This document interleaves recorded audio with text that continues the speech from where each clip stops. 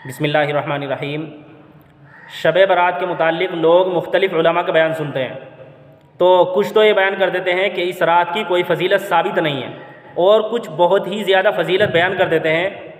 तो लोग कन्फ्यूज़ हो जाते हैं कि हम इन आलिम की बात माने या इन आलिम की बात माने, और क्या वाक़ई में इस रात की कोई फ़जीलत साबित है या नहीं। और अगर इस रात की कोई फ़जीलत साबित है तो हमें इस रात के अंदर क्या क्या काम करने चाहिए और क्या क्या नहीं करने चाहिए। तो आज आपके सामने यही दो बातें बयान की जाएंगी। एक बात तो ये कि इस रात की कोई फ़जीलत हदीस के अंदर आई है या नहीं, और दूसरी बात ये कि हमें इस रात के अंदर क्या क्या काम करने चाहिए और क्या क्या नहीं करने चाहिए।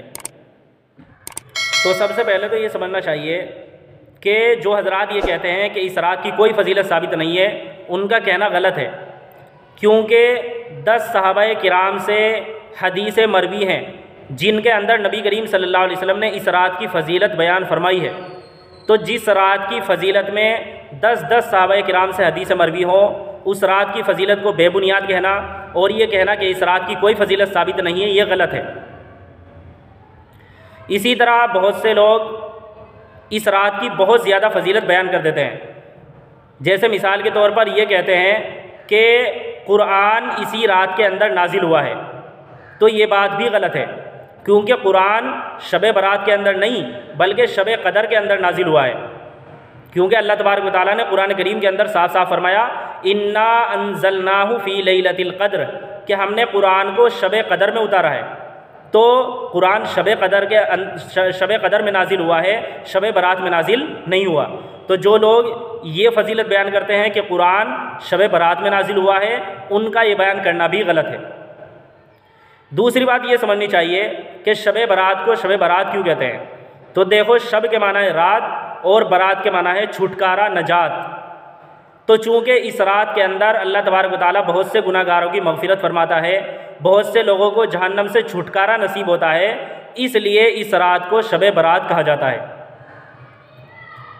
अब असल बात की तरफ आते हैं कि इस रात की कोई फ़जीलत हदीस से साबित है या नहीं। तो सबसे पहले तो ये समझना चाहिए कि ये रात शाबान के महीने के अंदर आती है। जो महीना अभी चल रहा है, इस्लामी कैलेंडर का 8वां महीना, ये रात इस महीने के अंदर आती है। तो पहले तो शाबान के महीने की फ़जीलत जान लेनी चाहिए। तो शाबान के महीने की फ़जीलत ये है कि नबी करीम सल्लल्लाहु अलैहि वसल्लम सबसे ज़्यादा रोज़े शाबान के महीने के अंदर रखते थे। रमज़ान के महीने के अलावा 11 महीने जो हैं, उनके अंदर सबसे ज़्यादा रोज़े नबी करीम सल्लल्लाहु अलैहि वसल्लम शाबान के महीने के अंदर रखा करते थे। तो एक साहबी ने अर्ज़ किया, या रसूलल्लाह, आप शाबान के महीने के अंदर इतने ज़्यादा रोज़े क्यों रखते हैं?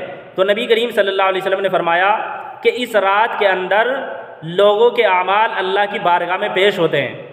इस रात के अंदर लोगों के आमाल अल्लाह की बारगाह में पेश होते हैं। तो मैं चाहता हूँ कि मेरे आमाल अल्लाह की बारगाह में ऐसी हालत में पेश हों कि मैं रोज़े से हूँ। इसलिए आप सल्लल्लाहु अलैहि वसल्लम इस महीने के अंदर बहुत ही ज़्यादा रोज़े रखा करते थे। इसीलिए ये नबी करीम सल्लल्लाहु अलैहि वसल्लम की सुन्नत है कि आदमी इस महीने के अंदर ज़्यादा से ज़्यादा रोज़ों का एहतिमाम करें। 1 तारीख़ से लेकर 27 तारीख़ तक आदमी रोज़े रख सकता है। ये नबी करीम सल्लल्लाहु अलैहि वसल्लम की सुन्नत है। लेकिन जब रमज़ान के 2-3 दिन रह जाए, फिर आदमी को रोज़े नहीं रखने चाहिए, ताकि रमज़ान के लिए चुस्ती आदमी के अंदर बाकी रहे। दूसरी फ़जीलत शाबान के महीने की ये है कि नबी करीम सल्लल्लाहु अलैहि वसल्लम जब रजब और शाबान का महीना आ जाता तो इस दुआ का एहतिमाम करते थे, अल्लाहुम्मा बारिक लना फ़ी रजब व शाबान व बल्लिगना रमज़ान। ए अल्लाह, हमारे लिए रजब और शाबान के महीने में बरकत अता फरमा और हमें रमज़ान के महीने तक पहुँचा। इसलिए हमें भी इस दुआ का एहतिमाम करना चाहिए। तो ये 2 फ़जीलतें हैं शाबान के महीने की। अब आते हैं इस बात की तरफ कि क्या शब बारात की कोई फ़जीलत है। 15 शाबान की जो रात है शब बारात, क्या उस रात की कोई फ़जीलत है? तो हाँ, इस रात की भी 2 फ़जीलतें हदीस से साबित है। एक हदीस के अंदर है कि नबी करीम सल्लल्लाहु अलैहि वसल्लम ने फरमाया कि जब शाबान की 15वीं रात आती है, यानी शब बारात होती है, तो अल्लाह तबारक व तआला सारे बंदों की तरफ मुतवज्जे होते हैं और सबकी मग़फ़िरत फरमा देते हैं। लेकिन कुछ गुनहगार ऐसे हैं जिनकी अल्लाह तबारक व तआला इस रात के अंदर भी मग़फ़िरत नहीं फरमाता। वो गुनहगार कौन कौन से हैं?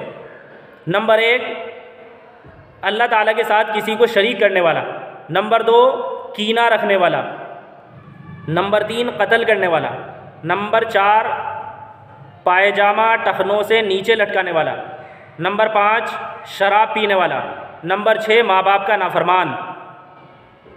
ये 6 लोग हैं जिनकी अल्लाह तबारक व तआला इस रात के अंदर भी मग़फ़िरत नहीं फरमाता।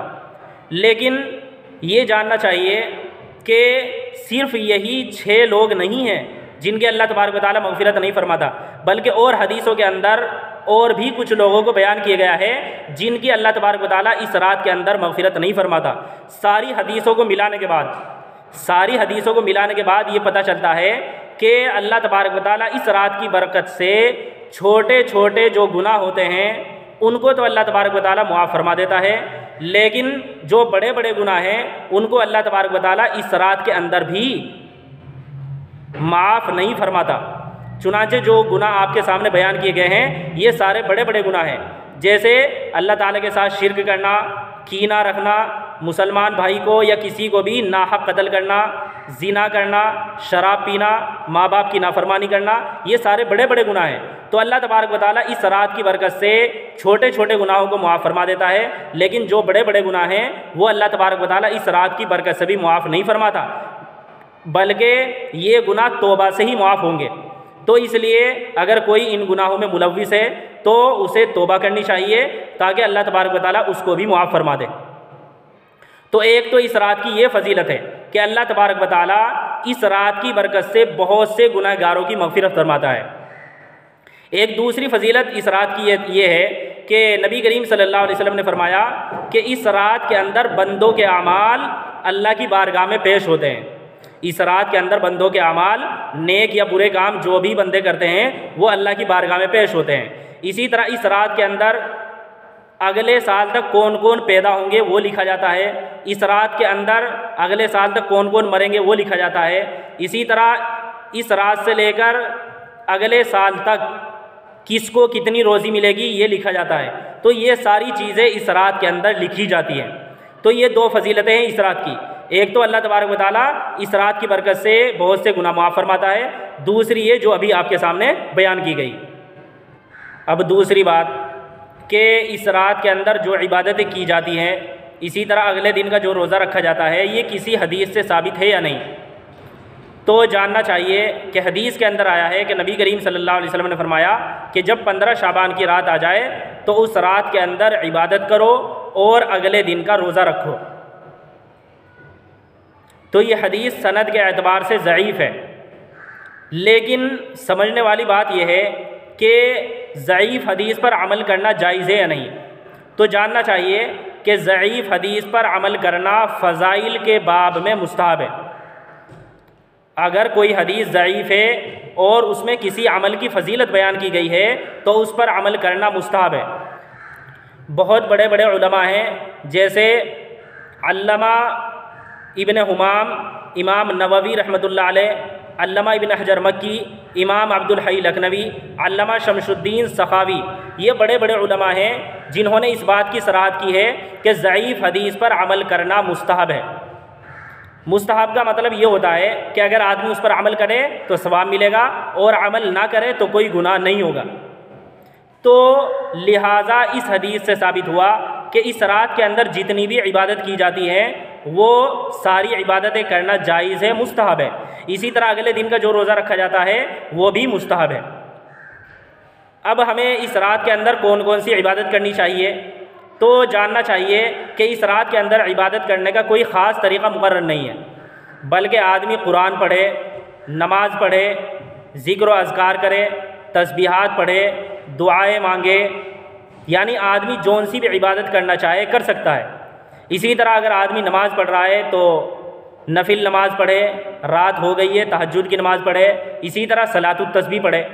सलातुत तस्बीह पढ़ने का वैसे तो मौका नहीं मिलता, लेकिन ये फ़ुर्सत का वक्त होता है, इसलिए सलातुत तस्बीह का एहतिमाम इस रात के अंदर ज़रूर करना चाहिए। और अगर आपको सलातुत तस्बीह का तरीक़ा नहीं आता तो मैंने एक वीडियो बना रखी है जिसके अंदर बहुत ही आसान तरीके से ये समझाया है कि सलातुत तस्बीह पढ़ने का क्या तरीक़ा है, और उसके अंदर सलातुत तस्बीह पढ़ने के 2 बड़े बड़े फ़ायदे भी बयान किए हैं। इसलिए आप वो वीडियो देख लें, उसके अंदर आपको सलातुत तस्बीह पढ़ने का तरीक़ा भी मिल जाएगा और साथ साथ में सलातुत तस्बीह पढ़ने के 2 बड़े बड़े फ़ायदे भी आपको मिल जाएंगे। तो बहरहाल इस रात के अंदर जौन सी भी इबादत आदमी करना चाहे कर सकता है, कोई इबादत मुकर्रर नहीं है। लेकिन एक इबादत लोगों ने घड़ ली है कि इतनी रकात पढ़नी है और एक फुला रकात के अंदर फुला सूरत इतनी मरतबा पढ़नी है, दूसरी रकात के अंदर फुला सूरत इतनी मरतबा पढ़नी है, तीसरी रकात के अंदर फुला सूरत इतनी मरतबा पढ़नी है।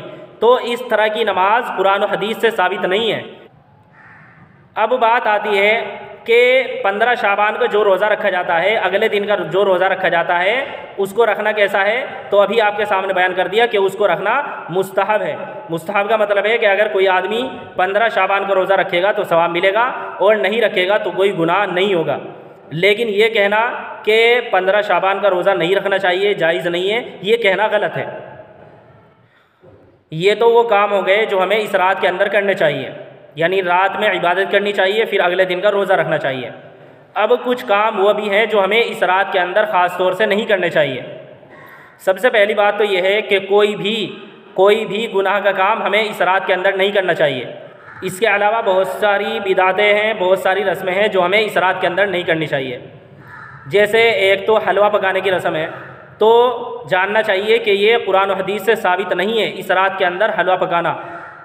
बहुत से लोग कुछ गलत हदीसें बयान करते हैं कि नबी करीम सल्लल्लाहु अलैहि वसल्लम का दांत मुबारक शहीद हो गया था तो आप सल्लल्लाहु अलैहि वसल्लम ने इस रात के अंदर हलवा खाया था। इसी तरह हज़रत हमज़ा रज़ी अल्लाह अन्हु शहीद हो गए थे तो ये उनकी फातिहा है, उनकी फातिहा के तौर पर हम हलवा पकाते हैं। तो जानना चाहिए कि ये दोनों ही वाक़ई गलत हैं, क्योंकि नबी करीम सल्लल्लाहु अलैहि वसल्लम का जो दांत शहीद हुआ था वो शव्वाल के महीने में हुआ था, शाबान के महीने में नहीं। इसी तरह हज़रत हमज़ा रज़ी अल्लाह अन्हु शव्वाल के महीने में शहीद हुए थे। तो इसलिए ये जो हलवा पकाने की रस्म है इसको हमें छोड़ना चाहिए। एक दूसरी रस्म ये है कि पटाखे पटकाए जाते हैं, तो जानना चाहिए कि इसके अंदर जान का भी नुकसान है, माल का भी नुकसान है। कभी कभार आदमी का हाथ ज़ख़म हो जाता है, घरों के अंदर आग लग जाती है और माल का भी नुकसान है। और कुरान करीम के अंदर है कि अल्लाह तबारक व तआला ने फरमाया कि तुम खाओ पियो लेकिन फजूल खर्ची मत करो। तो अल्लाह तबारक व तआला ने फ़ुज़ूल ख़र्ची करने से मना फरमाया है, और जो आदमी फ़ुज़ूल ख़र्ची करता है उसको शैतान का भाई बतलाया है। तो इसलिए हमें इस रस्म को भी नहीं करनी चाहिए। एक रस्म और है जो की जाती है कि बहुत सी जगह मस्जिदों के अंदर, इसी तरह घरों के अंदर बहुत ज़्यादा रोशनी की जाती है। तो ये भी एक रस्म है जो मुसलमानों के अंदर हिंदुओं से आई है। हिंदू जैसे दिवाली के मौके पर बहुत ज़्यादा रोशनी करते हैं, तो मुसलमानों के अंदर जो ये रस्म आई है ये हिंदुओं से आई है। इसलिए हमें इस रस्म को भी छोड़ना चाहिए, क्योंकि हदीस के अंदर है कि नबी करीम सल्लल्लाहु अलैहि वसल्लम ने फरमाया मन तशब्बह बिकौमिन फहुव मिनहुम, कि जो शख्स किसी कौम की मुशाबहत इख्तियार करता है तो वो उन्हीं में से होगा। यानी क़यामत के दिन अल्लाह तबारक व तआला उन्हीं लोगों के साथ उसका हश्र फरमाएगा। इसी तरह एक बात और है जो समझने की है, वो ये कि बहुत से लोग कब्रिस्तान में जाने का बहुत ज़्यादा अहतिमाम करते हैं। बहुत से लोग इस रात के अंदर कब्रिस्तान में जाने का बहुत ज़्यादा अहतिमाम करते हैं।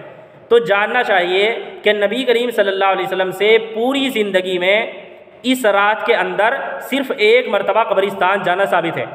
नबी करीम सल्लल्लाहु अलैहि वसल्लम सारी ज़िंदगी इस रात के अंदर सिर्फ़ एक मरतबा कब्रिस्तान में गए हैं। तो इसलिए अगर कोई ज़िंदगी में एक बार चला जाता है तो ये तो जायज़ है, लेकिन अगर कोई मामूल बना ले कि हर साल ही इस रात के अंदर वो कब्रिस्तान ज़रूर जाता है और कब्रिस्तान में जाने को लाजिम और ज़रूरी समझता है, तो ये नाजायज़ और बिदात हो जाएगा। क्योंकि शरीयत से जो चीज़ जिस दर्जे में साबित हो उसे उसी दर्जे में रखना चाहिए। अगर आदमी उसको बढ़ाएगा तो ये नाजायज़ और बिदात हो जाएगा। पूरे बयान का खुलासा ये है कि शाबान के महीने की भी फजीलत साबित है। इसी तरह इस रात के अंदर, शब बारात के अंदर जो इबादत की जाती है और अगले दिन का रोज़ा जो रखा जाता है, ये भी हदीस से साबित है। दूसरी बात ये थी कि हमें इस रात के अंदर क्या क्या काम करने चाहिए और क्या क्या नहीं करने चाहिए।